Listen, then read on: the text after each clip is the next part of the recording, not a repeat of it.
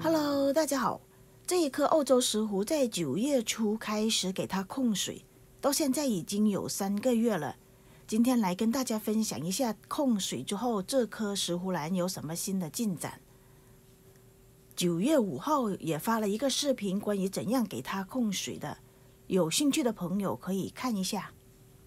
3个多月过去了，看一下它现在已经长出这么多花苞。几乎每一个新的杆子都长出了花苞。这棵石斛兰今年非常的给力，已经超过了10几只花梗，而且新的花梗还陆陆续续的长出来。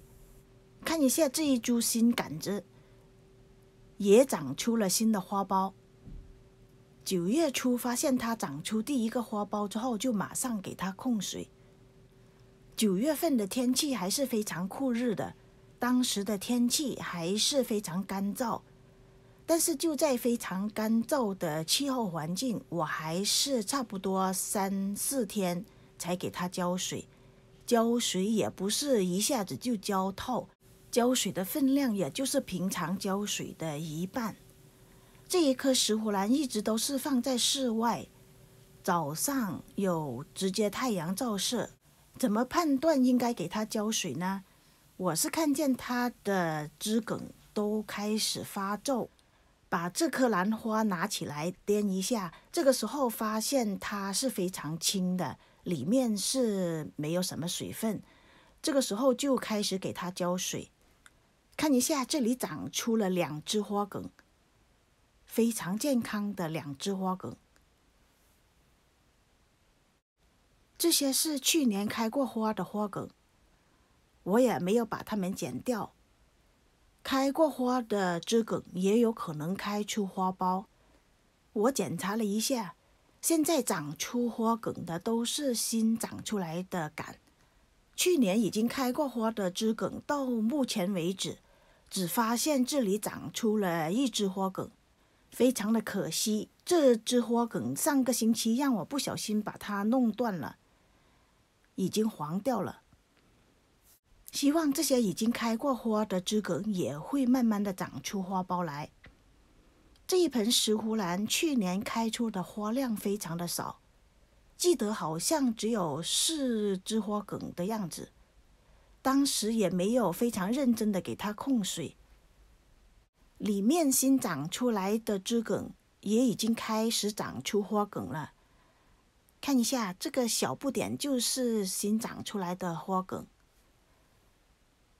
去年开出的花量跟今年长出的花梗相比，差别真的是太大了，所以关键就是在控水。大部分的石斛兰在它开花之前都需要给它控水。春石斛除了要给它控水之外，还要给它春化。关于春石斛的休眠期以及怎样给春石斛春化，在11月9号我做过一个视频，如果有兴趣的朋友也可以去看一下。这一盆石斛兰在我手上今年应该是第3年开花。刚买回来的时候，这一盆石斛兰只有4、5只梗，现在已经长得这么茂盛了。这就是原来的枝梗。这一盆石斛兰是种在水苔里面，上面铺了一些木炭。种植到现在没有给它施过兰花的专用肥，偶尔用酵素兑水给它浇水而已。看一下这些枝梗，看上去都是皱皱的。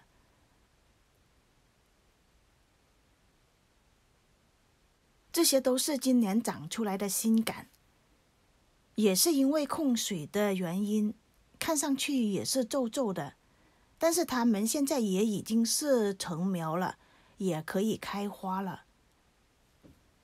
石斛兰需要控水的时间到底有多长呢？每一种石斛兰需要的时间都不一样。从一开始发现它长出了芽点，这个时候因为不知道它是叶芽还是花芽，就要给它控水了。这个时候如果不给它控水的话，很有可能它长出来的就是叶芽了。什么时候才恢复正常给它浇水呢？只要看见石斛兰长出来的是花苞，这个时候就可以正常给它浇水了。我这一盆石斛兰大概是2个多星期之前就恢复给它浇水。正常浇水之后，营养也需要跟上，这个时候就需要每周给它施肥，足够的光线也是它开花的必要条件。好了，今天的分享就到这，谢谢大家的观看，我们下次再见，拜拜。